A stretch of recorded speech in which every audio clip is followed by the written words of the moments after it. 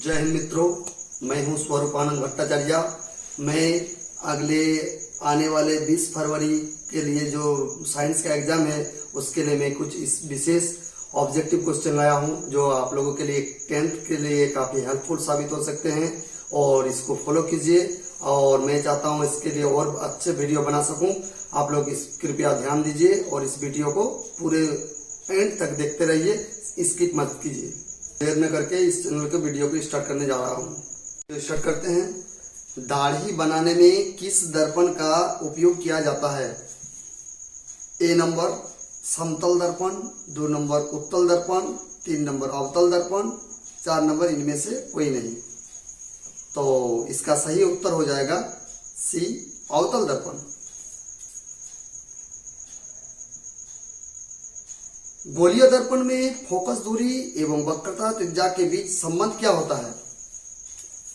ए number R बराबर F बटा 2, B number F बराबर R बटा 2, R बराबर C, R बराबर F और इनमें से कोई नहीं। तो इसका जो सही आंसर हो जाएगा आप लोगों का F बराबर R बटा 2।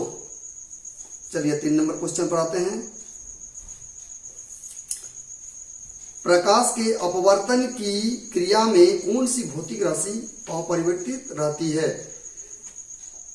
ऑप्शन ए आवृत्ति, ऑप्शन बी वेग, ऑप्शन सी तरंगदैर्ध्य, ऑप्शन डी इनमें से कोई नहीं। तो इसका जो सही आंसर हो जाएगा ऑप्शन ए आवृत्ति। नंबर 4, अवतल दर्पण से परावर्तन के बाद किस बिंदु से होकर गुजरेगी? Option A C, option B F, option C P, option D C और एफ के बीच। तो इसका जो सही आंसर हो जाएगा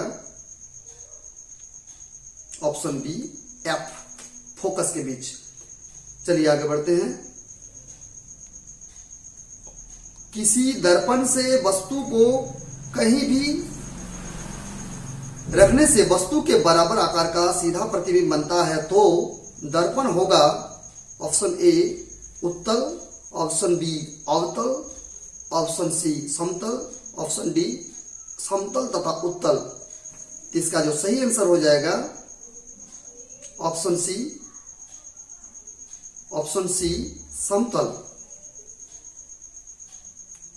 समतल। आपका सही आंसर हो जाएगा। चलिए आगे बढ़ते क्वेश्चन में। नंबर 6, प्रकाश के अपवर्तन के कितने नियम होते हैं? Number 1 A, number B 2, number C 3, number 4 D. तो इसका सही आंसर हो जाएगा ऑप्शन बी 2। चलिए आगे क्वेश्चन में बढ़ते हैं। प्रकाश किसी गोलीय दर्पण की वक्रता त्रिज्या 50 सेंटीमीटर है तो उसकी फोकस दूरी कितनी होती है?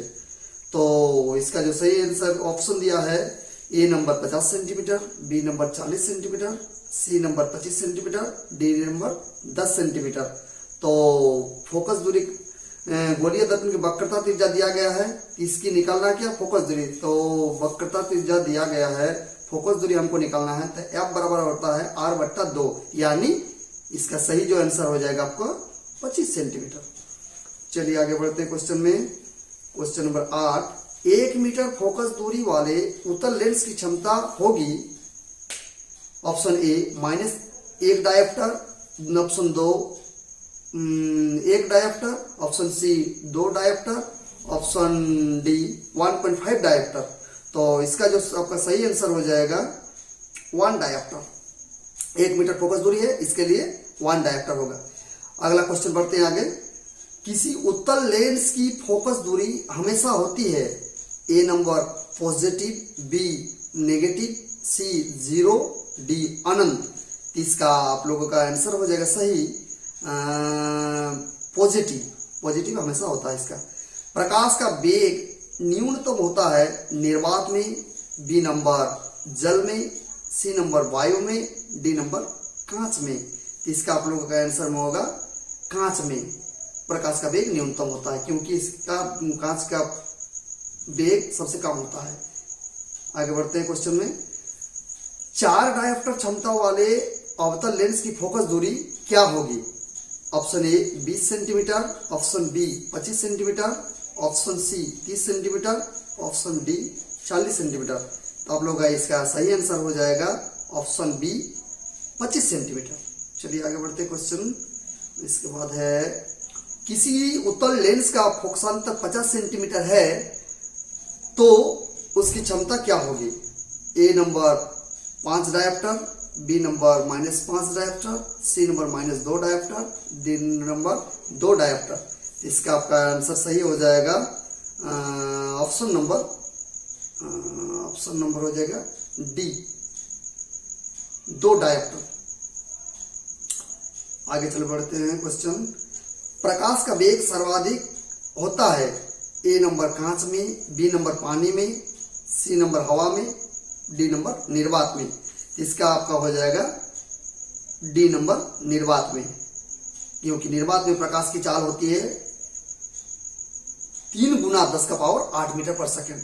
ये तो आप लोगों को पता ही है, क्लास 9 में भी पढ़े हैं, 8 में भी पढ़े हैं। प्रकाश की चाल 3 गुना 10⁸ मीटर पर सेकंड होता है। दिए गए प्रकरण में कौन सी ऊष्माक्षेपी है? अगला क्वेश्चन। 1 नंबर श्वसन, 2 नंबर पाचन, 3 नंबर उत्सर्जन, 4 नंबर संवहन। इसका आप लोगों का सही आंसर हो जाएगा श्वसन ऊष्माक्षेपी अभिक्रिया है। ठीक, चलिए आगे बढ़ते हैं। इसके बाद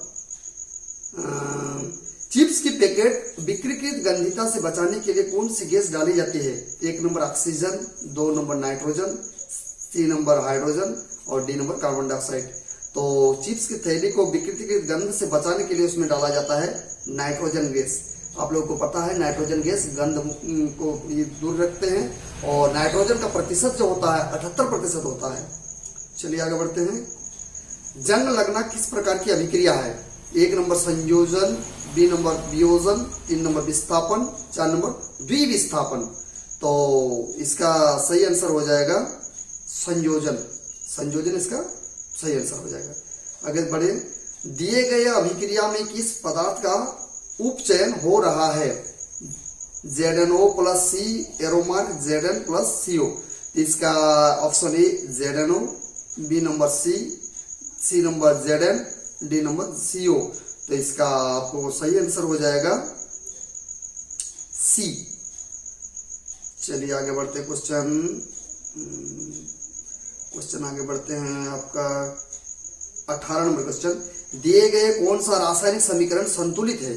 एक number CaOH2 + CO2 arrow mark CaCO3 3 + H2O, B number H2 + O2 arrow mark 2H2O, C number 4Ai + 2O2 arrow mark 2L2O3, D number 2Cu + 2O2 arrow mark CuO। इसका आप लोग का आंसर हो जाएगा सही ए नंबर सही आंसर हो जाएगा। आगे बढ़ते हैं क्वेश्चन का। दिए गए चित्र में कौन सी अभिक्रिया हो रही है? Pb + CuCl2 एरोमार्क PbCl2 + Cu। तो ऑप्शन है 1 नंबर संयोजन, 2 नंबर ऊष्माक्षेपी, 3 नंबर वियोजन, 4 नंबर विस्थापन। तो आपका इसका सही आंसर हो जाएगा विस्थापन। आगे बढ़ते हैं 20 नंबर क्वेश्चन। दिए गए पदार्थ में कौन गंधीय सूचक की तरह व्यवहार करता है? 1 नंबर हल्दी, B number litmus, C number China rose, D number प्याज। तो इसका जो सही आंसर हो जाएगा प्याज। आगे बढ़ते हैं।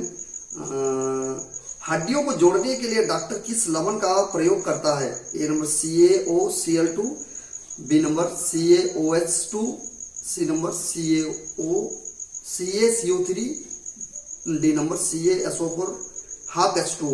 तो इसका सही आंसर हो जाएगा CaSO4 ½ H2O, यानी पेरिस ऑफ प्लास्टर इसका सही आंसर हो जाएगा। चलिए आगे बढ़ते हैं। इसके बाद क्या है क्वेश्चन। बेंजोइक चूर्ण का सूत्र क्या है? Na2CO3, B number CaCO3, C number CaOCl2, D number CaOH2। तो इसका सही आंसर हो जाएगा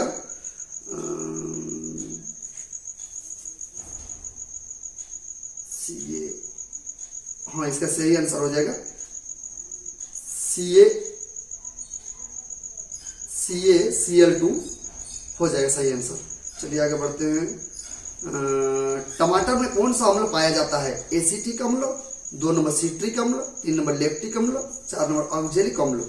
तो टमाटर में पाया जाने वाला अम्ल है सिट्रिक अम्ल।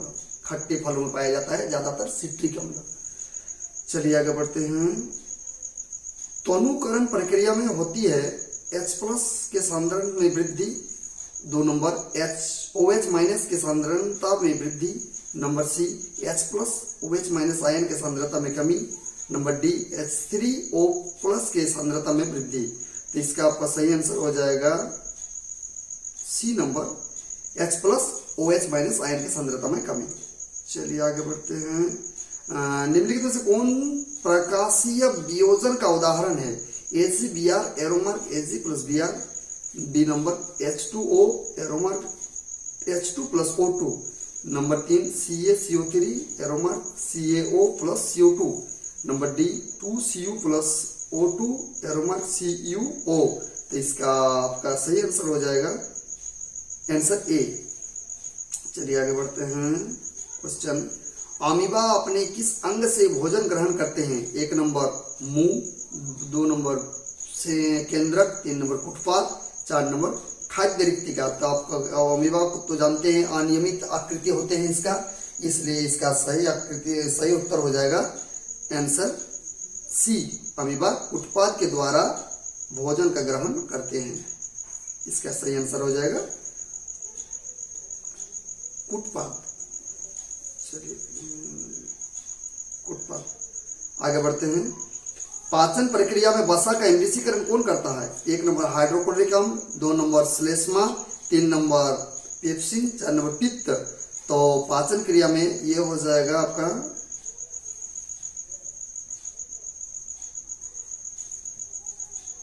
पित्त, सही आंसर हो जाएगा। आगे बढ़ते हैं। निम्नलिखित में से किस जीव में स्वपसी पोषण होता है? 1 नंबर अमेरबेल, 2 नंबर कवक, 3 नंबर अमीबा, 4 नंबर आम। तो इसका आपका सही आंसर हो जाएगा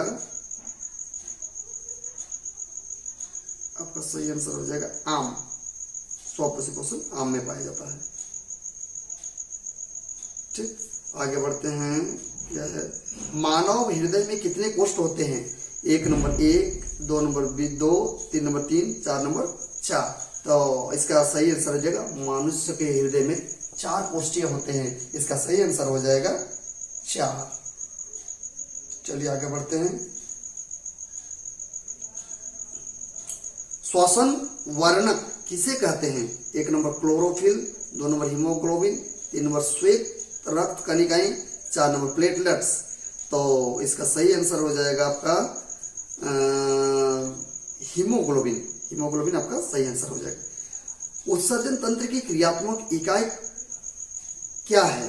1 नंबर वायुकुपिका, 2 नंबर वृक्क, 3 नंबर वृक्काणु, 4 नंबर कोशिका गुच्छ। तो इसका आपका सही आंसर हो जाएगा वृक्काणु, सही आंसर हो जाएगा। आगे बढ़ते हैं। वृक्क की क्रियाशीलता कम होने पर रक्त को शरीर से बाहर निकालकर छानने की प्रक्रिया क्या कहलाती है? 1 नंबर मूत्र का बनना, 2 नंबर अपोहन, 3 नंबर विसरण, 4 नंबर पुनर्अवशोषण। तो इसका आंसर सही हो जाएगा बी अपोहन। चलिए आगे बढ़ते हैं। जनन की मूल घटना क्या है? युग्मनक का बनना, बी नंबर युग्मनज का बनना, 3 नंबर डीएनए की प्रतिकृति बनना, 4 नंबर भ्रूण का बनना। तो इसका सही आंसर हो जाएगा आप लोगों का डीएनए का प्रतिकृति बनना, डीएनए की प्रतिकृति बनना, यानी आंसर ऑप्शन सी हो जाएगा। फिर आगे बढ़ते चलिए। नर युग्मक तथा मादा युग्मक के संलयन को क्या कहते हैं? निषेचन, परागन, अंकुरन, संलयन।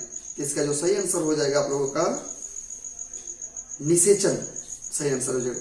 लड़कों में यौवन अवस्था के लक्षणों का नियंत्रण कौन हार्मोन करता है? 1 number testosterone, 2 number insulin, 3 number progesterone, 4 number thyroxine. तो इसका आपका सही आंसर हो जाएगा टेस्टोस्टेरॉन। लड़कों का टेस्टोस्टेरॉन, महिलाओं का एस्ट्रोजन होता है। चलिए आगे बढ़ते हैं। सौर स्थिरांक का मान क्या है? 1.4 किलोवाट पर मीटर स्क्वायर, 1.4 किलोवाट पर किलोमीटर स्क्वायर, 14 किलोवाट प्रति kilometre square, D number 14 kilowatt पर मीटर स्क्वायर। इसका जो आपका सही आंसर हो जाएगा 1.4 किलोवाट पर मीटर स्क्वायर। ये थे मेरे कुछ ऑब्जेक्टिव विशेष क्वेश्चन जो आप लोगों के लिए काफी फायदेमंद हो सकते हैं। तो ये चैनल अगर आप लोगों को पसंद आए, ये वीडियो आप लोगों को पसंद आए तो अपने दोस्तों तक शेयर कीजिए और फॉलो कीजिए, सब्सक्राइब कीजिए। और मैं और प्रयत्न करूंगा और अच्छा वीडियो लाने के लिए जो आप लोगों के आने वाले माध्यमिक परीक्षा में अच्छे साबित हो, अच्छे से अच्छे रैंक ला सके, यही मेरा कामना है। जय हिंद।